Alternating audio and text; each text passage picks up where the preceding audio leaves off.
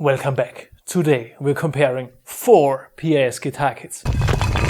So here's an overview of the 4 kits. We will go through them one by one.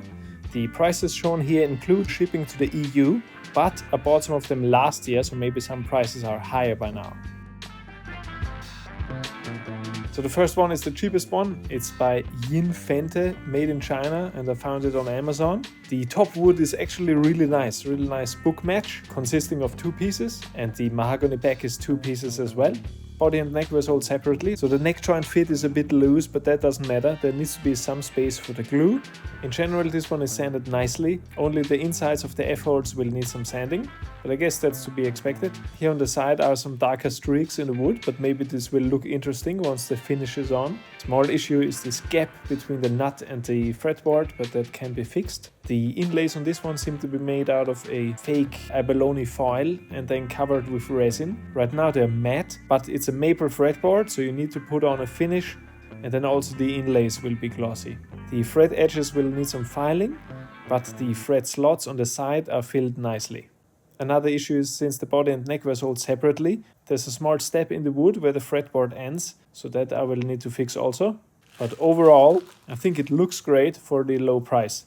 And here's a sneak preview of which hardware I'm planning to use. Next up is a kit from Guitar Kit World, which are made in China but sold from the USA. And unlike the previous one, this one comes with all the hardware, but it's the Chinese hardware. It works, but it's not great. This one has a 4-piece maple top and a 5-piece mahogany back. It has some glue spots which need to be sanded out. Also, the inside of the F-hole will need some sanding.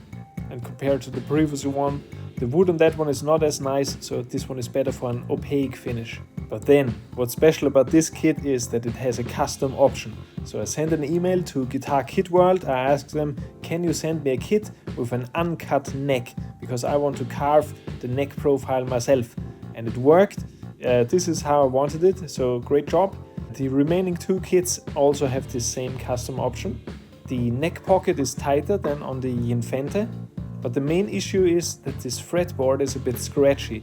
Maybe because of my custom option, the factory workers somehow skipped sanding the scratches out of the fretboard. So I'm planning to replace the whole fretboard with this maple one, but it's a shame because the inlays look quite nice. And spoiler alert, this kit is what I will use for the great guitar build-off, which will be the next video. And now it's getting really amazing. This kit was made by Bian Xuebin. He's a luthier from China who you can contact on Facebook. And he's taking custom orders, so you can decide what kind of guitar, which wood, what kind of features. And I chose this hollow PRS with a maple top, basswood body and maple neck. It's routed for a vibrato bridge and a 5-way switch. Usually his kits are with a flame maple top, but I told him it's not necessary for the finish I'm planning to do, because it would be sad to paint over flame maple, so that's why it's a plain top. I will do something with these color shifting flakes. Also, the inside of the F-hole is sanded better than on the other ones. A scarf joint was used to create the angled headstock. The fretboard and frets look perfect on this one. The inlays look similar to the ones from the first kit. The nut looks perfect. The neck pocket is tight. It might even work as a bolt-on. So it's an absolutely amazing kit, especially for the price. It's ridiculous. I can already tell this guitar is going to be amazing. And finally, we have a made in the USA masterpiece from PVX Guitars. The wood on this is absolutely gorgeous.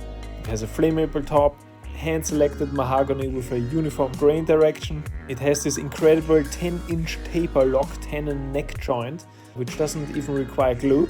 Well, you can use glue if you want, but it can be locked in place with this wooden wedge. I ordered it without frets because I want to do some inlay work, so the whole thing is clearly top shelf stuff. Here's a preview of the hardware I'm planning to use, including the Evo Gold frets. Also worth mentioning, the PVX kit had the best packaging, but the other kits also arrived without damages.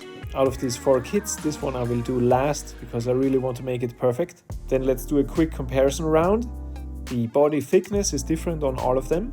The PVX is the thinnest because it has no F-holes.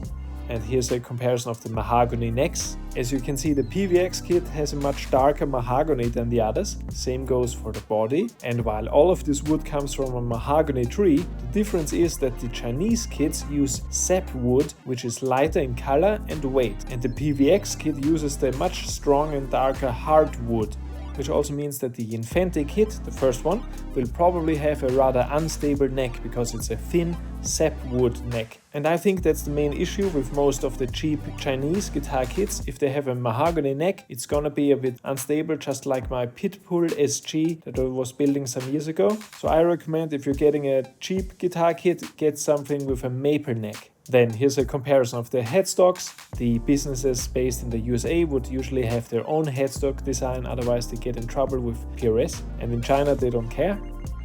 Here's a comparison of all the fretboards that have inlays. And here's the weight of each kit, with the Yinfente being the lightest and PVX the heaviest. Alright, so here's the final verdict. The Guitar World kit gets only 2 stars because of the scratchy fretboard. The top wood isn't as nice. The Yinfente gets 2.5 stars because of the nice woods and really low price. And 5 stars for the Bian Xuebin and PVX Guitars kits. Both are an amazing value for the price and really well made. Alright, now all that's left is to simply build them. Those two are first, coming to you on this channel. Please subscribe and see you soon.